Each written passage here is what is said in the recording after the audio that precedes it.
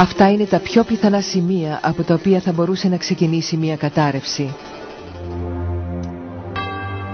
Με ένα πάτημα του ποντικού του υπολογιστή, ο Τσάσμακ εξαπολύει ένα σεισμό ισοδύναμο με τον μεγαλύτερο σεισμό που έχει χτυπήσει ποτέ την Κωνσταντινούπολη.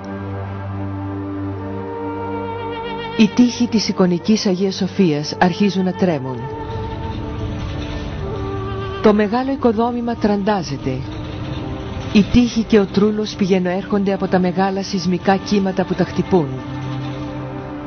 Τα κίτρινα, καφέ και κόκκινα στίγματα δείχνουν τις περιοχές με τη μεγαλύτερη επίδραση. Ο φωνικός σεισμός τελειώνει και οι τοίχοι της Αγίας Σοφίας είναι όρθιοι.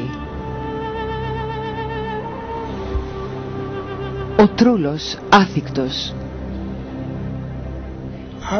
Παρατηρούμε ότι αν και ορισμένα σημεία του κτηρίου πιέζονται, καμία πίεση δεν ξεπερνάει τα επιτρεπτά όρια. Και η πρόβλεψή μας είναι ότι η Αγία Σοφία θα επιβιώσει ενός σεισμού μεγέθους 7,5 βαθμών της κλίμακας Ρίχτερ. Η πρόβλεψη του Dr. Τσάσμακ που έγινε τον Ιούνιο του 1999 αποδείχτηκε απόλυτα ακριβής. 2 μήνες αργότερα ένας σεισμός 7,5 βαθμών της κλίμακας Ρίχτερ ισοπαίδωσε πολλά κτίρια στην Κωνσταντινούπολη.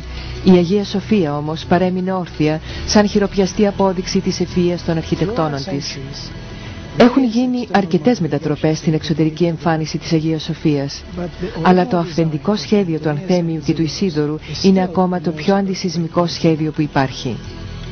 Ο Dr. Τσάσμακ και ο εξελιγμένος υπολογιστής του αποδείχτηκαν αληθινοί. Η Αγία Σοφία άντεξε τον μεγαλύτερο σεισμό στην ιστορία της Τουρκίας.